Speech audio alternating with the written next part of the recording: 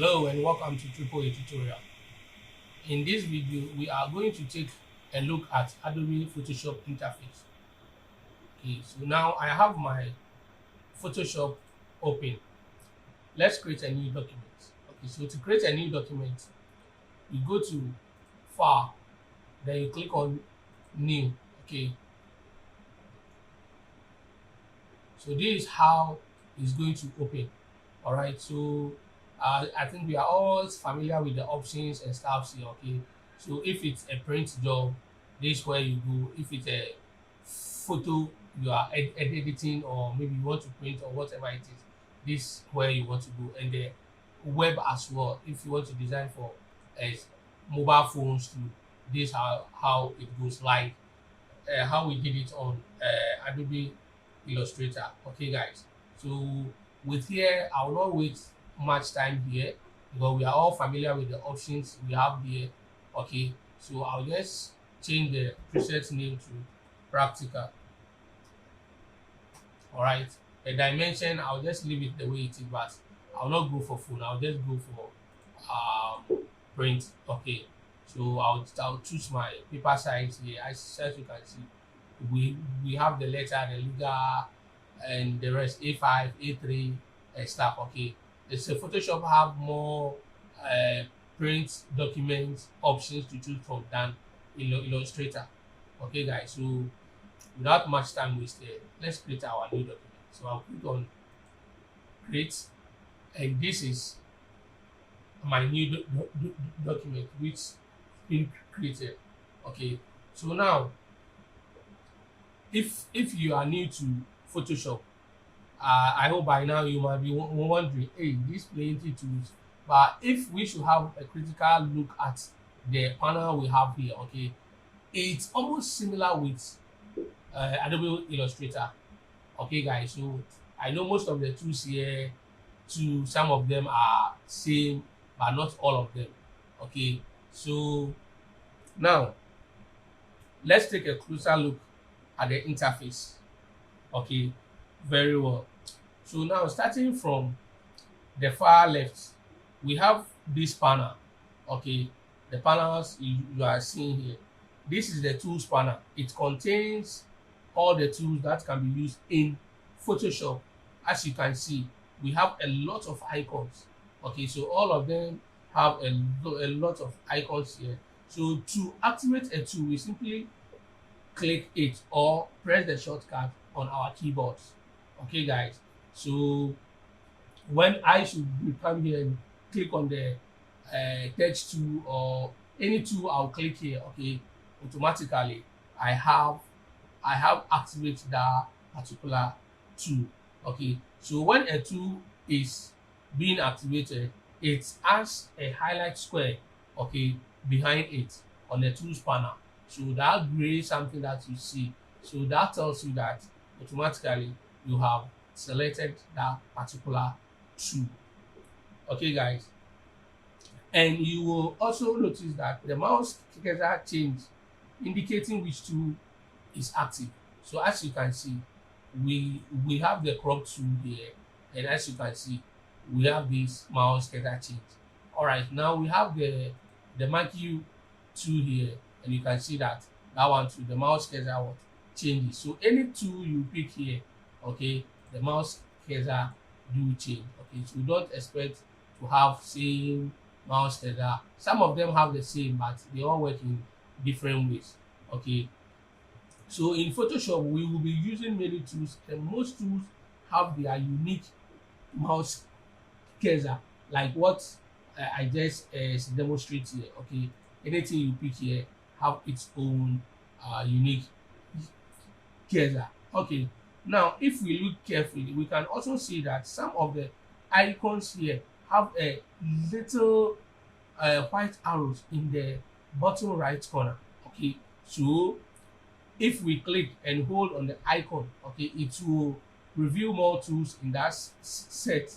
Okay, so if I click and hold on pen tool, we can see the more tools. So this is our pen tool. So if I should click and hold on it, you see that we have these tools, okay, So just keep in mind some tools work in sets. Okay, guys. So any tool that you see here having the white listing at the right corner of it, then it tells you that that tool has some sets in there. And as you can see for Photoshop, I can tell that all the tools here have this white arrow at the right corner of it. Okay, except the zoom tool. All right. Okay. Now, if we take a closer look at the bottom panel, we will see two overlapping square.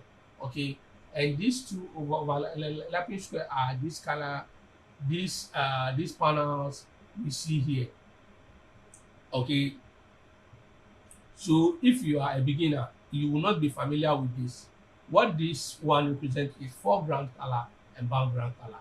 So as you can see, the top one is the foreground color. Okay, the top one is the foreground color, which is the white one, and the black at the back is the background color. Okay, so now we move to the top of our window. We can see the standard toolbar here. Okay, we can see our standard toolbar across the top. Okay, from here we can access various properties, controls. Okay, so as you can see, we have the various or the varieties of, so all these menus have their own options that one want to choose from. Okay, so just under the standard toolbar we have the control panel. Okay, this control panel is really useful as it displays very properties of a particular tool or object you have selected at any given time. Okay, so if I should come to the control tools and select one of the two, you will realize how the control panel keeps changing according to the tool which was selected. So if we should click the magic tool, you just realize that it changes. Just keep your eye on the control panel. So whilst we are selecting the tool, you will notice that the control panel options keeps changing, okay, based on the tools we have selected. Okay, so with this explanation, for which I know we all have an idea of it based on our the knowledge we impact in Adobe Illustrator. Okay, guys. Now moving to the right hand side here, we have some panels and another slim panel with icon. So the slim panel that I mean is this one, is this very one. Okay, so if I should click it, okay, you see that I have this snap out option here which gives me the brush settings and brushes. Okay, so if I should click the top one also, I'll have another one there. If I should come here and click, let me go into my selection, and if I should click here again, I'll just have it snap it back. And we have the color, the swatches, we have the properties, adjustments. Okay, we have the layers. Okay, then with these layers, I just want to explain something here quickly. In Adobe Illustrator, okay, you can have all your design on one layer. Okay, but for Photoshop, it's never like that. So my guy, just keep it in mind. Okay, so for example, if we should go in for the text tool here and we should click, okay, you realize that automatically we have a text layer here. So if I should type TAT, okay, the color is white, that's why. So let's just highlight everything. Then let's change the color here from the control panel. Okay, so let me go in for red. All right, and click OK. Okay, now I realize that the size is too big, so I'll just use this option here to reduce the size. Okay, all right, so now this is what we have. Okay, so you realize that automatically we have our text layer here. So anything you place on Photoshop automatically creates a new layer for you. Okay, so let's for example go in for this this ellipse tool, and let's draw our ellipse tool. Okay, you realize that automatically I have the fill of it, and I have a new layer created for it. Okay, so in Photoshop, everything you create have its own layer. Okay, so for example, let's assume say we duplicate this one. So to make a duplicate of this, you use the keyboard, the shortcut Control J, okay, to duplicate a layer.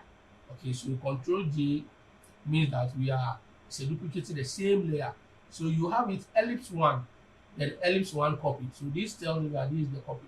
Now let's change the copy to another color. So let's put it here, and let's change the color. Let's use the background color at least. So use the background color, or you go in for your ellipse tool. Okay, then you have the properties here, so you can change the color straight from here. Okay, let's for example say we have this color on top, we want it to go back. So all what you need to do is, you see here, you grab the red, then you bring it down. Automatically you have sent the red to back, bringing this thing to front. So if we should go in for the text and bring it here, you realize that the text is at the back of the two circles. So all what you need to do is click and drag and put it at the top. So automatically you then have your text here. Okay, to move on, you can just select and drag it around. Okay guys, so I hope I have explained much on the layers here, because it's very important. Okay guys, now when we come to this it's a button here. Okay, we have this magnification tool here, which we can type to choose any percentage that we want to zoom in our documents. Okay, at the same time you can go in for your zoom tool as well, then you use the alt key. Okay, then to change to the manual, then you click, it's going to reduce the size for you, or you click to increase it. All right, so at this side actually display the document. So if like we should go to document dimension.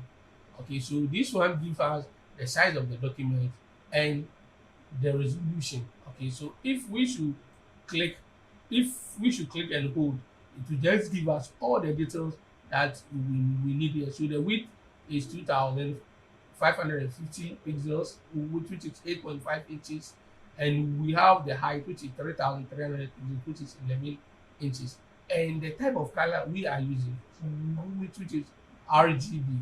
Okay, and the resolution is 300 pixels. All right guys, so let's take note of this option too. Is very good.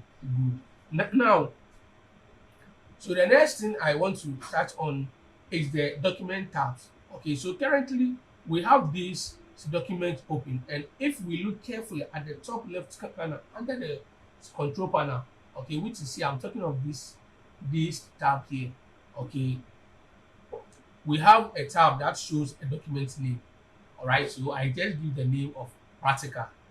Okay guys, so now let's create a new document. So I will go to new, and I'll just create my new document. You realize that the tab is now 2. Let's add another tab. So I'll go to new, then I'll create. So now we have 3 document tabs here, okay, which we can navigate through by clicking on them. Okay, all right, so as you can see, okay, so this is what we refer as the document tab. Okay guys, so that's the brief overview of the Adobe Photoshop interface. Okay guys, so I hope you learn a lot from here, and this interface will be very easy for you because of the knowledge you have impact in Adobe Illustrator, as I said it earlier. Okay guys, see you in the next video.